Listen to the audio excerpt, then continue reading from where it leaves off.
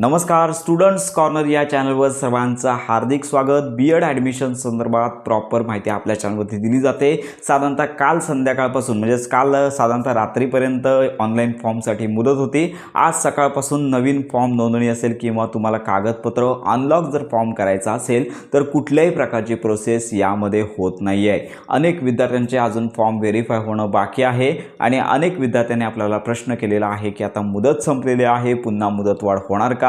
आणि याचबरोबर आम्हाला ऑनलाईन फॉर्ममध्ये पार्शली व्हेरीफाय आलेला आहे, म्हणजे आम्हाला आता पुढच्या प्रवेश प्रक्रियेसाठी आम्ही पात्र असणार किंवा अपात्र असणार या संदर्भातले आजच्या व्हिडिओमध्ये प्रॉपर माहिती घेणार आहोत। तर साधारणतः बीएड प्रवेश प्रक्रियेसाठी कॅप प्रोसेस जी आहे तर याच्यासाठी मुदतवाढ होणार की नाही, आपण यापूर्वीची जी माहिती दिली होती त्याच्यामध्ये मुदतवाढ झाली, परंतु आता याच्यामध्ये मुदतवाढ पुन्हा होते का, तर या संदर्भातली अपडेट ज्यावेळी पोर्टलवरती येईल त्यानंतरच आपण माहिती देणार आहोत। कारण का आपल्यामार्फत कुठल्याही प्रकारची शक्यता आता सध्या वर्तवता येणार नाही आहे, कारण का आज दिवसभरामध्ये कुठल्याही प्रकारची मुदतवाढ झाली नाही आहे। उद्याचा एक दिवस प्रतीक्षा करूया, जर मुदतवाढ होईल तर उद्या 100% कळेल आणि जर मुदतवाढ झाली नाही तर मात्र पुढच्या काही दिवसांमध्ये जे कॅप प्रोसेस सुरू होणार आहे, जी मेरिट लिस्ट असेल किंवा मेथड निवडायचं असेल, ELCTचा फॉर्म असेल तर या संदर्भातलं वेळापत्रक प्रसिद्ध होऊ शकतं। तर आता अनेक विद्यार्थी प्रश्न विचारत आहेत, एकतर फॉर्म बंद असल्यामुळे तुम्हाला एकतर नवीन फॉर्म भरता येणार नाही आहे किंवा एखादं कागदपत्र रिजेक्ट झालं असेल तर सध्या तुम्हाला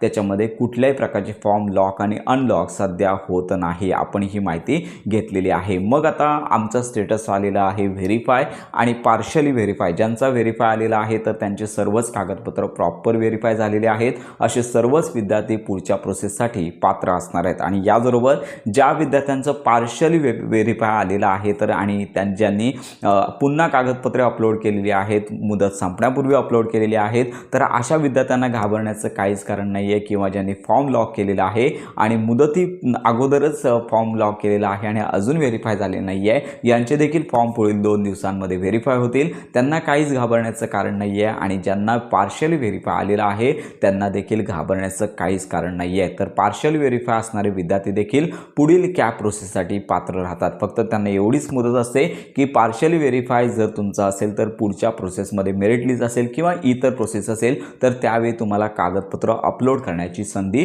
दिली जाते। आणि कॉलेजमध्ये प्रवेश होईपर्यंत कॅप राऊंड असेल, त्यानंतर कॉलेजमध्ये ज्यावेळी ॲक्च्युअल ॲडमिशन घ्यायचं आहे त्यावेळी देखील तुम्हाला फॉर्म एडिट करून कागदपत्रे एकतर तुम्ही अपलोड करू शकता किंवा कॉलेजमध्ये देखील तुम्ही सबमिट करू शकता। म्हणजेच काय की ज्यांचं फॉर्म आहे तो व्हेरीफाय झालेला आहे आणि पार्शली व्हेरीफाय झालेला असेल असे सर्वच कॅन्डिडेट पुढच्या प्रोसेससाठी पात्र असतात। पण याच्यामध्ये एक महत्त्वाची बाब, तर यामध्ये सगळ्यात महत्त्वाची बाब अशा प्रकारची अशा प्रकारे पार्शली व्हेरीफाय आणि व्हेरीफायची माहिती तुम्हाला नक्कीच समजली असेल। आता याच्यानंतर मुदतवाढ होते की नाही यासाठी विद्यार्थ्यांना उद्याचा दिवस प्रतीक्षा करायची आहे। उद्याच आपल्याला कळेल काय ते, आणि जर मुदतवाढ झाली नाही तर पुढचं वेळापत्रक लवकरच पोर्टलवरती प्रसिद्ध होईल। साधारणतः अजून या प्रवेश प्रक्रियेसाठी 1 महिन्याचा कालावधी लागू शकतो। 1 महिन्याच्या नंतर सगळे राऊंड आहेत, साधारणतः 3 ते 4 राऊंड होत असतात, ते राऊंड झाल्यानंतरच कॉलेज चालू होऊ शकतं। त्यामुळे साधारणतः कॉलेजसाठी सप्टेंबर महिना उजाडू शकतो। तर ही सद्यस्थिती आहे। तर अशा प्रकारची